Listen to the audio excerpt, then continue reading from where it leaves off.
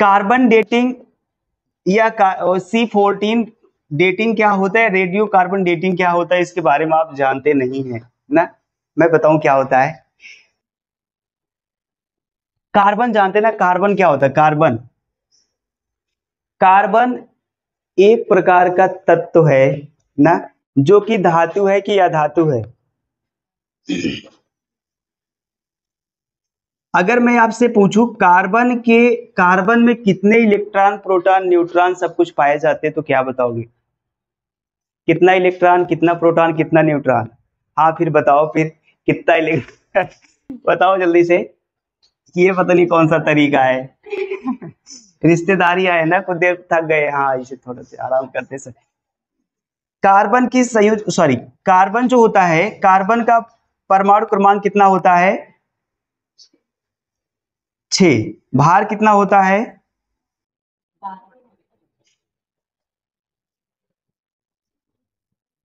दो। इस कार्बन में 6 प्रोटॉन होते हैं और 6 कितने होते हैं, न्यूट्रॉन होते हैं। अगर किसी भी एलिमेंट पर या किसी भी तत्व पर कोई चार्ज नहीं है, इसका मतलब जो परमाणु क्रमांक होगा वही इलेक्ट्रॉनों की संख्या होगी। तो मतलब इसमें इलेक्ट्रॉन प्रोटॉन न्यूट्रॉन सब कितना है, 6 है। कभी अब एक चीज आप और पढ़े होंगे, आइसोटोप समस्थानिक। समस्थानिक पढ़े हैं ना, कि आइसोटोप पढ़े हैं। दोनों पढ़े हैं। कभी कभी ये आप भूल जाते हैं लेकिन ये नहीं भूलते हैं। तो समस्थानिक का मतलब क्या होता है, ऐसे तत्व जिनका परमाणु क्रमांक रहता है समान लेकिन परमाणु भार अलग अलग हो जाता है। तो बहुत सारे समस्थानिक पर, जैसे हाइड्रोजन का, ऑक्सीजन का, उसी में एक कार्बन भी आता है। कार्बन के 2 समस्थानिक होते हैं, कौन कौन।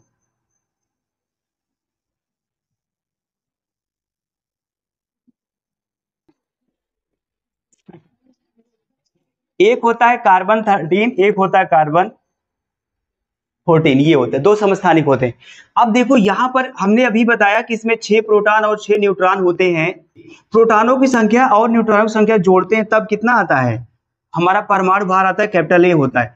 तो यहां पर न्यूट्रॉन की संख्या कभी कभी 7 हो जाती है या 8 हो जाती है। जब न्यूट्रॉन की संख्या 7 हो जाएगी या 8 हो जाएगी तो इसका भार भी चेंज हो जाएगा ना। 7 6 कितना होगा, 13, और 7 8 6 और 8 कितना होगा, 14।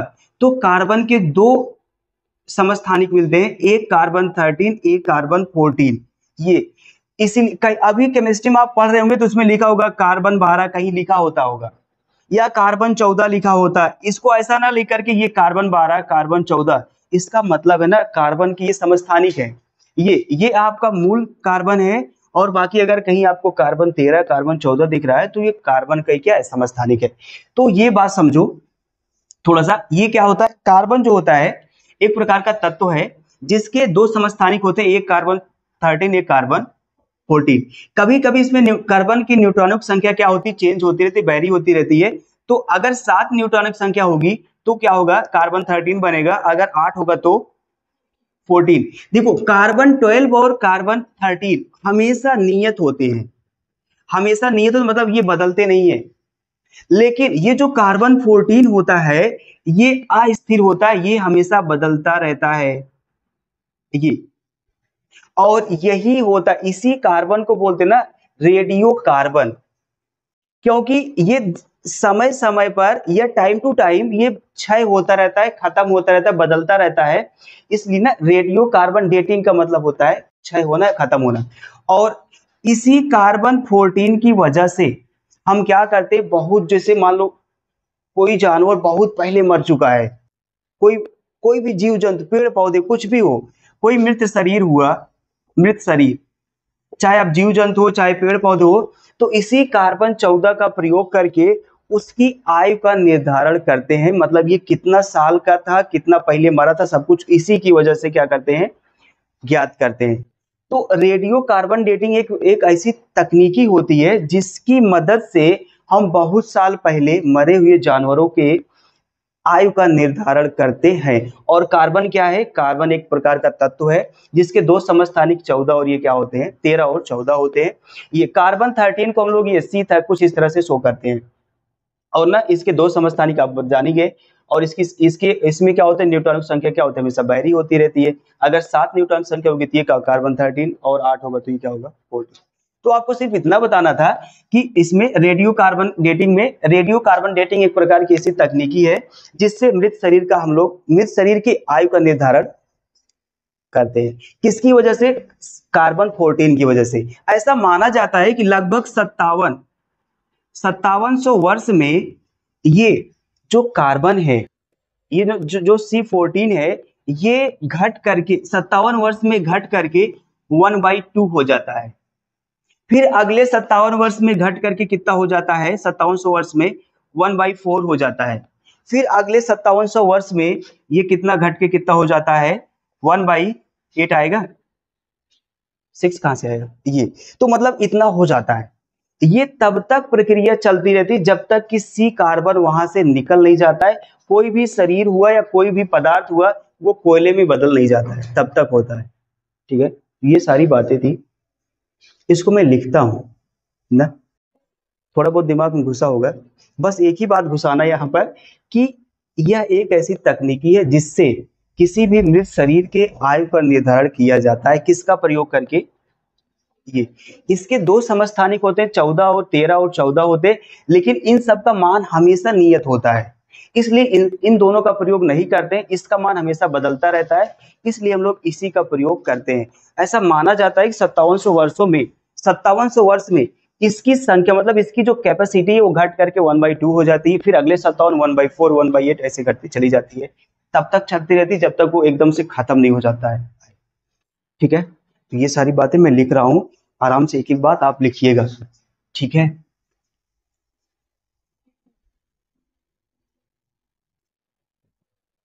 लिखते हैं। रेडियो कार्बन डेटिंग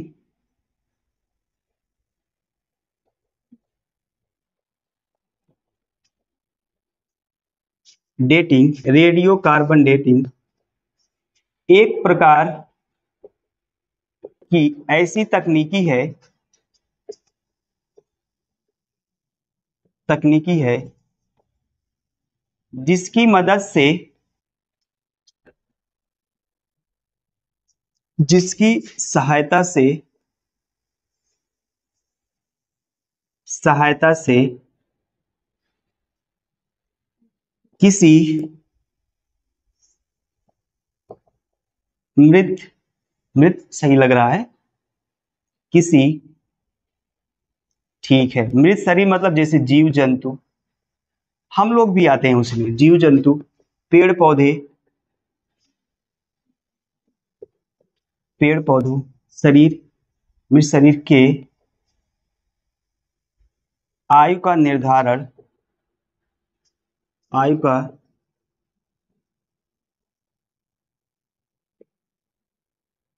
किया जाता है। ठीक है, ये इतनी बात तो हो गई, ये कार्बन डेटिंग होती। इसे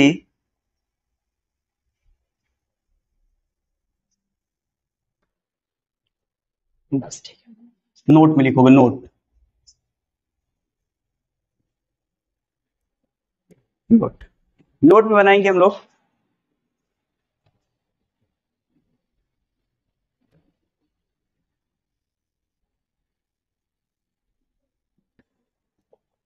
कार्बन एक प्रकार का तत्व है जिसके जिसमें जिसमें 6 प्रोटॉन और 6 न्यूट्रॉन होते हैं। 6 प्रोटॉन और 6 न्यूट्रॉन होते हैं। इसमें कभी कभी इसमें कभी कभी इसमें कभी कभी 6 न्यूट्रॉन के बजाय 7 या 8 न्यूट्रॉन हो जाते हैं, जिससे जिससे दो समस्थानिक समस्थानिक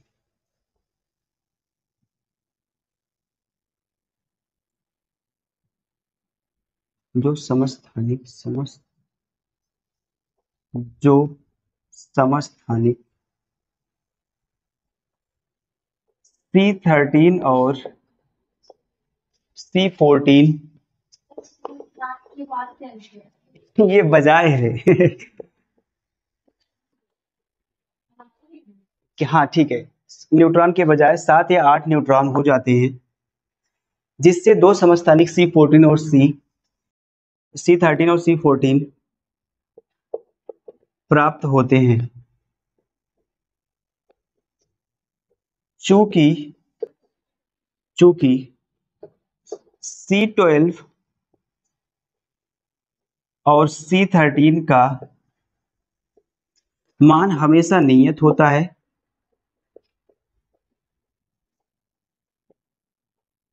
नियत रहता है, अतः इसलिए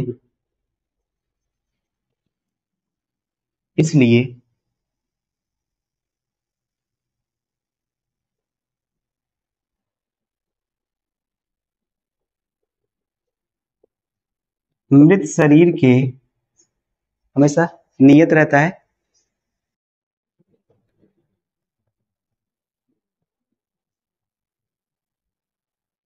लिख लिए क्या? नियत रहता है और C14 बदलता रहता है।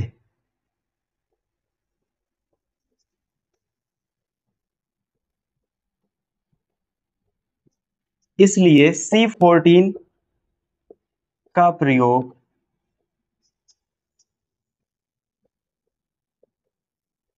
मृत शरीर के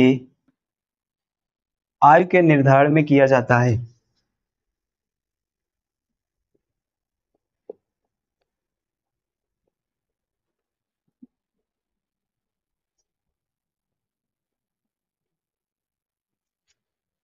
में किया जाता है। नोट ये फर्स्ट था ना, या सेकंड नोट बनाओगे? C14 इसको ऐसे भी लिखते हैं, सबसे प्रचुर मात्रा में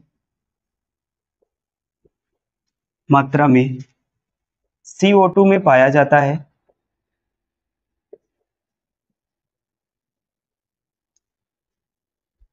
CO2 में पाया जाता है। हो गया। अब हम लोग क्या करेंगे, कैसे अब हम लोग समय निर्धारण करेंगे रेडियो कार्बन डेटिंग से।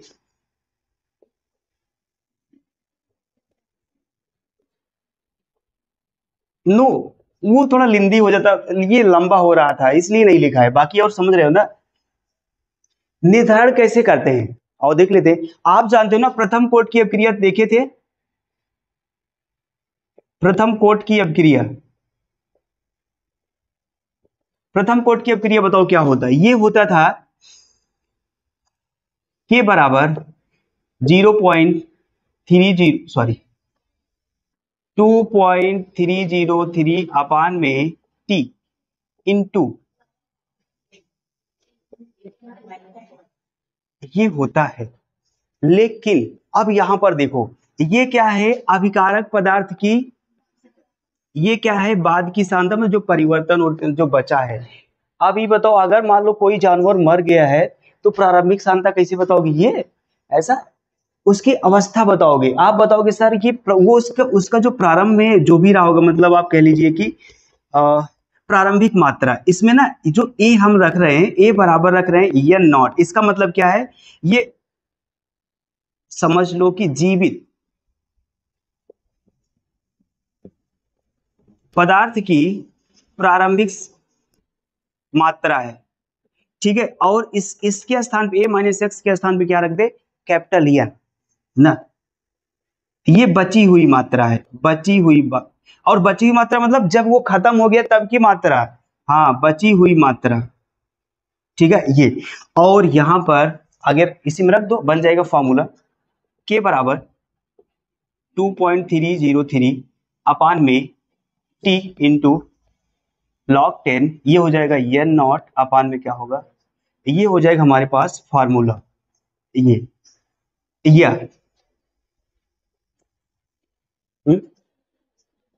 हाँ देखो एक चीज और थोड़ा सा करेक्शन करोगे, यहाँ चूंकि ना जो कार्बन होता ना, मैंने बताया कार्बन लगभग 5700 वर्षों में क्या होता है 1/2, अगले 57 1/4, मतलब कार्बन 14 का क्षय होता है। ये जो हमारे पास नियतांक है कि वो ना लैम्डा में चेंज हो जाएगा, एक चीज और यही करोगे, यहाँ पर हो जाएगा लैम्डा। ठीक है, ये आगे चलते हैं हम लोग, इसी को हम लोग कन्वर्ट कर सकते हैं नेक्स्ट फॉर्मूले में। हम जानते हैं अर्ध आयुकाल टी हाफ और उसके बाद किसमें क्षय नियतांक में संबंध क्या होता बता दो। पीछे हम लोग देखे थे कि लैम्डा बराबर 0.93 अपान में क्या होता था टी हाफ। अब यही क्या करोगे, यही इसमें रख दोगे, यही इसमें। अच्छा ये टी हाफ किसका है, टी हाफ किसका है, अर्धायुकाल किसका है, ये कार्बन 14 का है, टी हाफ ऑफ C14 ये। ठीक है, अब रख दो, तो यहां से लैम्डा इक्वल टू इसी में अच्छा इसके स्थान पर रखोगे 0.693 अपान में T half of 14C equal to 2.303 अपान में टी। जगह मेरे पास यहां मैं लिख दूं, यहां इसको हटा दे रहा हूं, इसको लिख लिए थे ना, चलो वीडियो रिवर्स करके देख लेना यहां से। तो यहां से आप रखोगे इसके यहां 0.693 इक्वल टू 2.303 अपान में टी लॉग n अपान में, ये होता है ये। इस फार्मूले से हम लोग क्या कर सकते हैं, सब कुछ निकाल सकते हैं। लिखो भैया पूरा लिखो जल्दी से, वो बालक यहां पर कह रहा है एक लकड़ी जो है ना, एक लकड़ी के पुरातन शेष में ताजी कटी लकड़ी की अपेक्षा जो सक्रियता है C14 की सक्रियता 32% पाई गई। अब मैं कुछ चीज और यहां से क्लियर कर दूं, जाने देना। देखो यहां पर 32% दिया है, ये अगर परसेंट में दिया होगा तो शुरुआत में कितना रहा होगा, 100% रहा होगा भैया। कह रहा है इतना परसेंट बच रहा है, तो n बराबर कितना हो रहा है 32%। ये हमें t की वैल्यू निकालना, और इसका दिया है t हाफ ऑफ ना C14 दिया है हमें, मतलब कार्बन 14 का अर्धायुकाल दिया है, कितना है।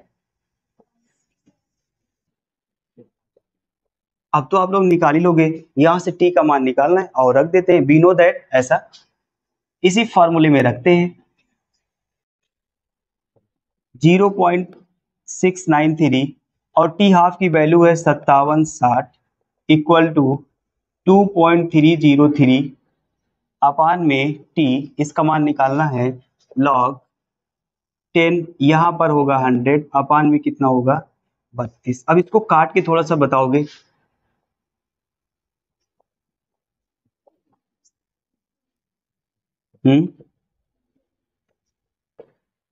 हाँ हाँ वही तो मुझे बताना था। इसको काटोगे तो कितना आएगा, कितना आएगा 3.12।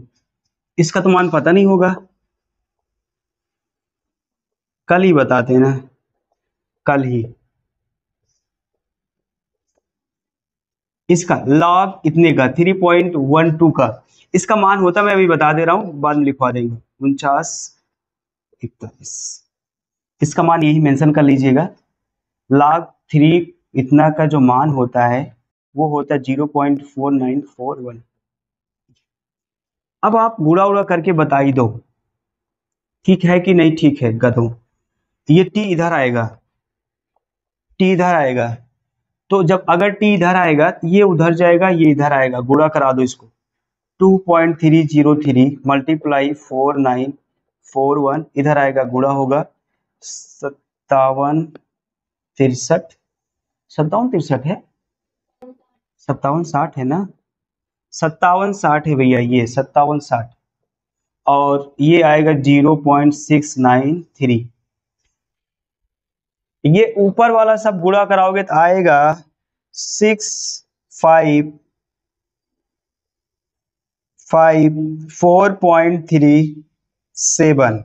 एक ठो और लिख दो ताकि कट जाए दशमलव, और आएगा 0.693। इसको डिवाइड कर देना है किससे, हमें डिवाइड करना है 0.693 से। इसको देखो दशमलव से, ये पूरा दशमलव से कट जाएगा, इसको काटोगे आराम से घर बैठ के इत्मीनान से ना, 9 से 12 लेकर के 94,57.97 वर्ष। ठीक है, इतना इतना बड़ा भाग मुझे आता है, तुम लोग देख सकते हो। हाँ, आपकी देखो एक लकड़ी के एक टुकड़े में इतने की मात्रा जो है ना, ताजे टुकड़े की तुलना में कितना है, 1/5। 1/5 है। देखो इसको दो तरीके से समझ सकते हैं। अगर कह रहा है कि 1/5 ये है, 1/5 है, तो इसका मतलब है, परसेंट नहीं दिया गया है, इसमें स्टार्टिंग में 1 रहा होगा, और स्टार्टिंग में मतलब ये n0, और बाद में कितना हो गया, n0 हो गया। अब या तो इसको ऐसे समझ लो, जो क्वेश्चन कह रहा है, क्वेश्चन कह रहा है कि ताजे लकड़ी की तुलना में, नो मैं भूल गया, कह रहा लकड़ी, कह रहा समस्थानिक की जो मात्रा है ताजे लकड़ी की तुलना में 1/5 है। देखो n0 क्या है, शुरुआत की मात्रा है, प्रारंभिक मात्रा। प्रारंभिक में ताजा ही होगा कि नहीं होगा।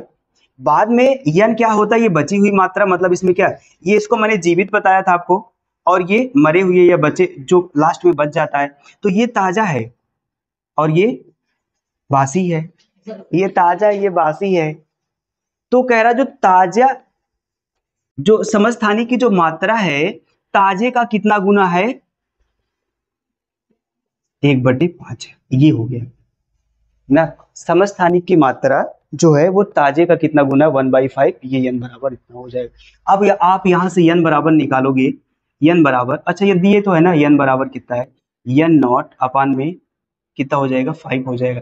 या इसको ऐसा लिख सकते हो, यहां से n अपान में n0 इक्वल टू कितना, 1/5।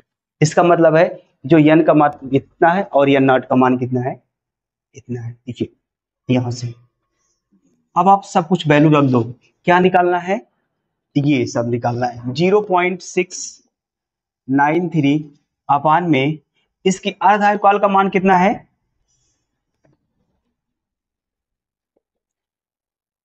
2.303 t इंटू लॉग, देखो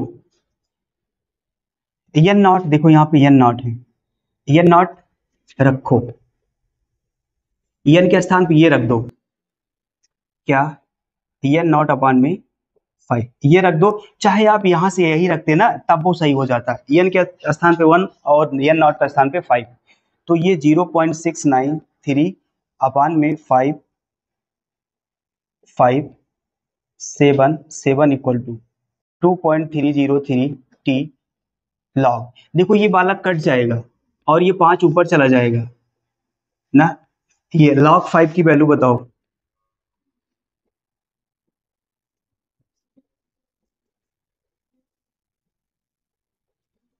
इसकी वैल्यू क्या होती है, 0.6,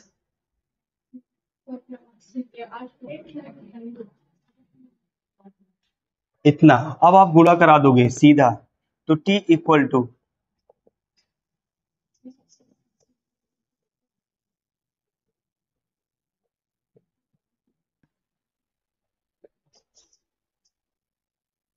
यहां से देखो 3 अंक दशमलव, ये हट जाएगा दशमलव, गुणा कराओगे और इस सबको काट और दो, सबको ऐसे काटते ना, ऐसे इधर लगाते फिर इधर लगाते हैं, 12,953 वर्ष बिंदास, ये ठीक कट गया।